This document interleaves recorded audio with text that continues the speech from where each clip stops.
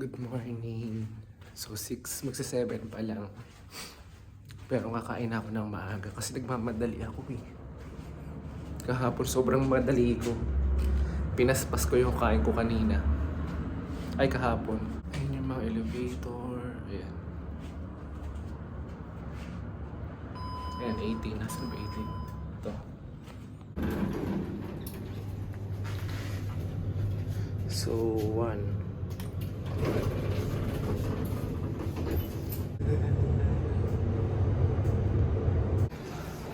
Ng buffet.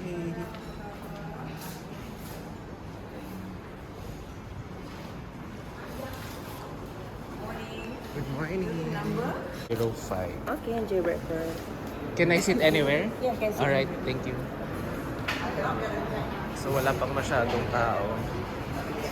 Bongga. Wala pang masyadong tao dito. Yeah. My favorite shop.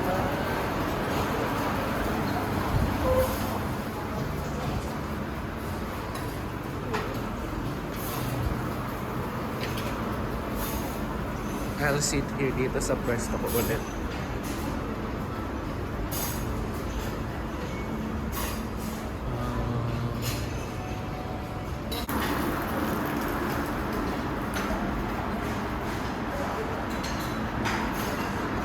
Ang sarap nito. Fish with lemon butter sauce. Parang sa bitere lang ah. Try natin.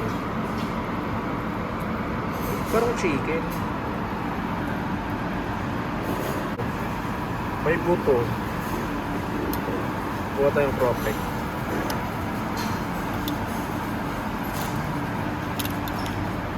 Sarap mo.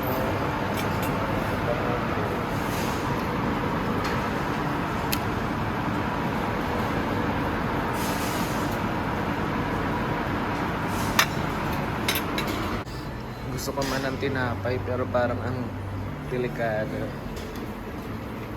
Ito parang ang sarap ko yan.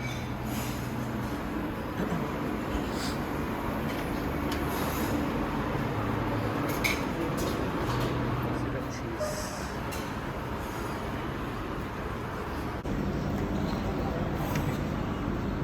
Shabu. Right. Ang sarap. Miso soup. Pinaka-favorite ko ito eh. Oh.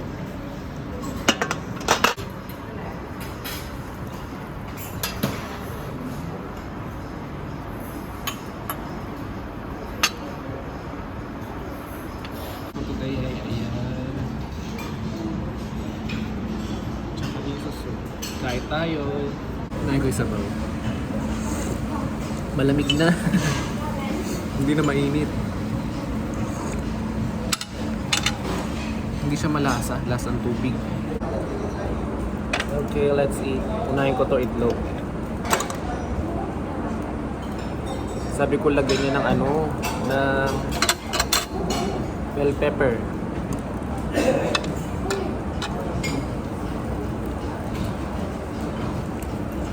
Parang wala namang bell pepper. Lalagyan ko na lang ng cheese.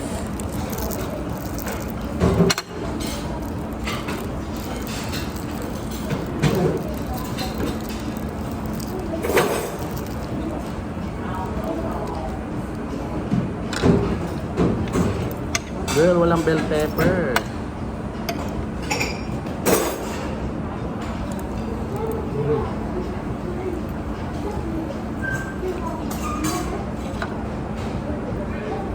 So yung kanin ko, broccoli na lang.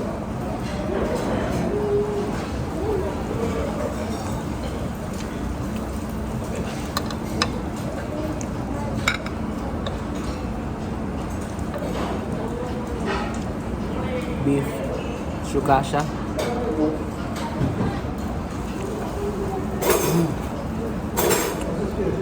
Sarap. Parang picadillo na may keso. Beef. Big bite.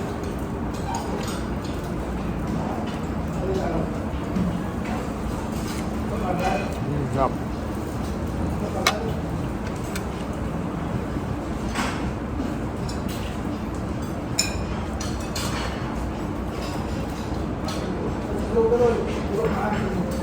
Second day sa conference.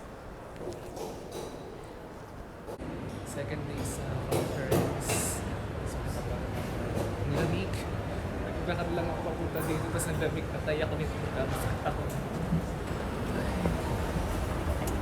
Welcome to Malaysia. Let me deconstruct that a bit. There is no political will because there is no cultural rooting in the first place. So I think The shop actually we located at the Yellow Street. So the Yellow Street is also a lot of Chinese old traditional industry there. So we also have a very completely Indian product, Indian street here. So including like Integrating vulnerabilities and integrating climate adaptation in all aspects of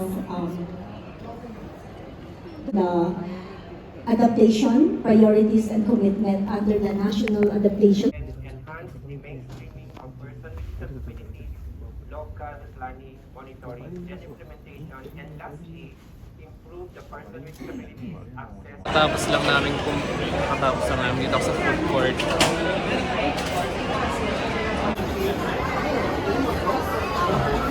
Chick-fil-A. May nakita ko doon cookies.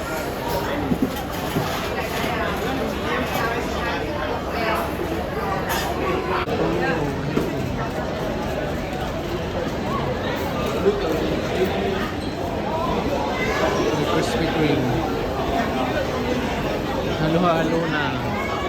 Mixed races. May Muslim, may Chinese, may Malay, may Indonesian, meron ding Filipino. Ole. So yan. Fork lang. Fork and spoon. Tapos may ketchup. Tomato ketchup. Yes. Chicken.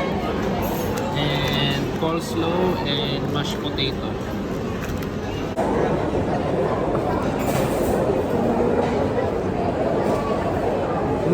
Harap.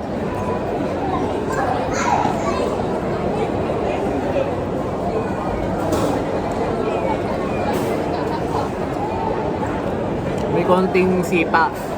Parang may konting five spice. Ito pala inumin yun, Nakapag-coke din. Mashed potato.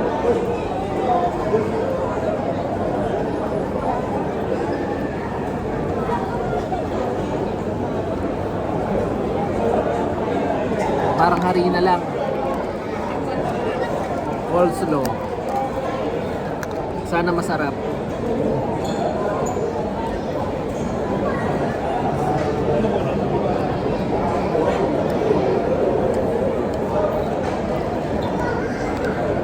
Okay naman. Kain muna ako lunch, bye-bye. Oh my god, can't even cut within the line. Kasi may workshop kami. Gagawa naman. Gumawa ako ng puno. O, diba? Gamit ng paper and toothpick. Here. Toothpick. I know that. I know I'm not very good. That's all I know. That's all I know how to do. Extensions will make the road like here.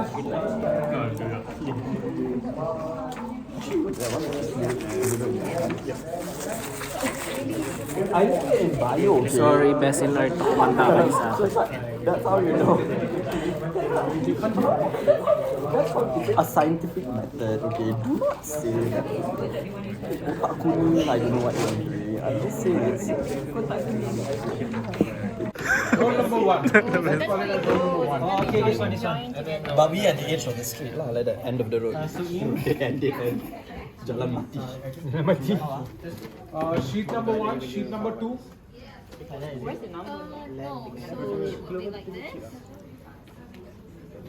pinagdudugtong-dugtong nila. So where does this go? This is the last. Oh, yes. And sheet number four. To make the three.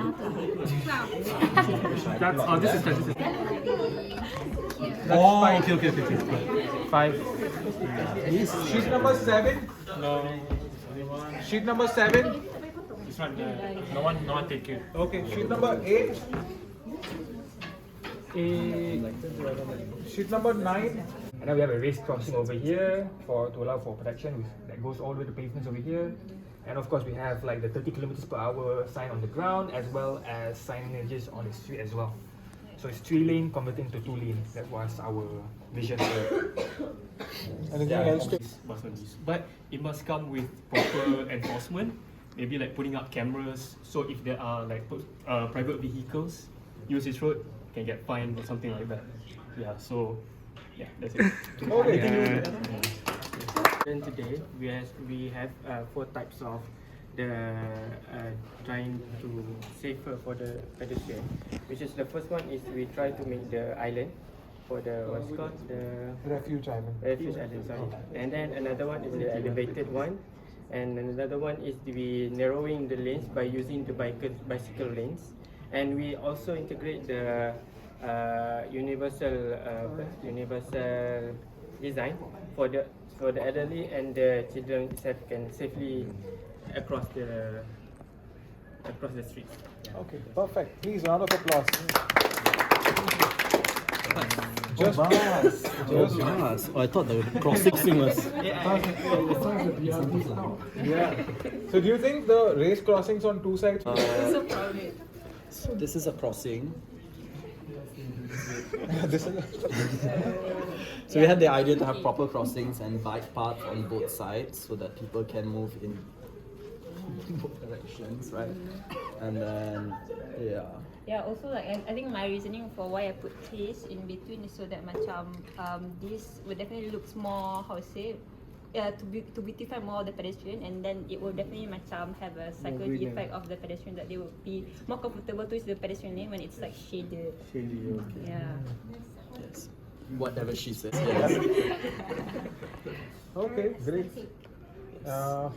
Anyone else? Oh, this one. we are very good. Yes, that's